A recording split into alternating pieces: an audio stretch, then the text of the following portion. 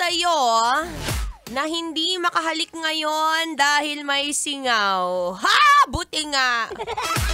O kasi kung sino-sino hinahalikan mo, be. Be, ano na, stick to one ha.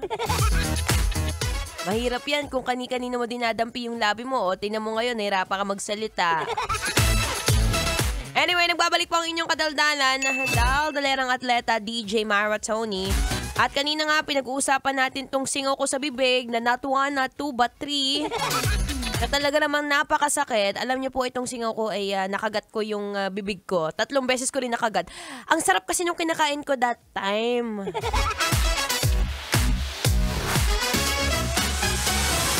Pero going back, minsan ba napapatanong ka, teka, bakit ba ako nagkakasingaw? Hindi mo nakagat. Hindi mo nakagat yung labi mo, hindi mo nakagat yung dila mo. Tapos, mamaya, pagkagising mo, yun, nakita mo, may singaw ka. Ang hirap dyan, nagnanana pa. Alam mo yung tipong kahit maliit yan, pero pagka dumampi sa'yo, ang sakit!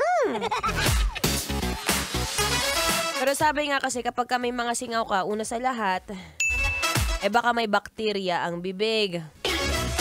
Ano ba kagabi ang sinubo mo, ha? Nakapag-toothbrush ka pa? O wag na, okay na. Punas-punas na lang ng mga gilid-gilid. Ay, wag ganon! Toothbrush din, ha? Minsan kasi, nakakalimutan natin mag-toothbrush. Pero ang taray, naka-lipstick pa. Matutulog na lang.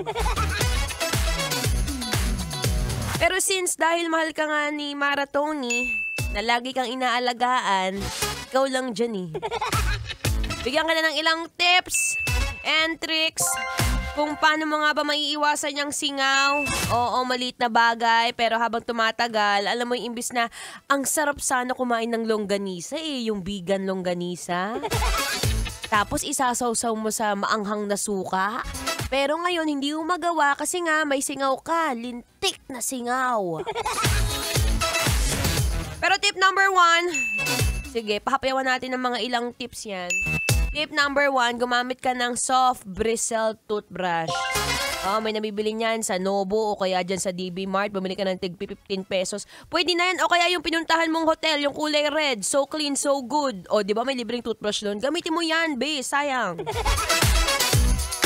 Tip number 2, iwasan muna ang sobrang alat, sobrang maaasim, at sobrang maaanghang na pagkain. Grabe naman. Ano na nakakainin, Mara Tony? Ay, ganun po talaga. Para hindi masyadong bumalik kasi mas natitrigger po ang ating singaw kung mahilig ka kumain ng maaasim dyan. Iwasan mo muna yung kilikili ni Mrs. Eto, tip number 3. Araw-araw ko sinasabi, kailangan pa ba i-memorize yan? Basic. Huwag kalimutan na minom ng tubig.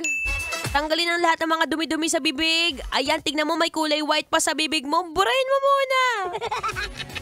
Anyway, magbabalik ulit tayo maya-maya lamang. At ito na naman po ang panibagong kantahan. Hatid sa inyo ni Marco Season entitled Sabik na Puso. Kailangan pa bang i-memorize yan? Basic.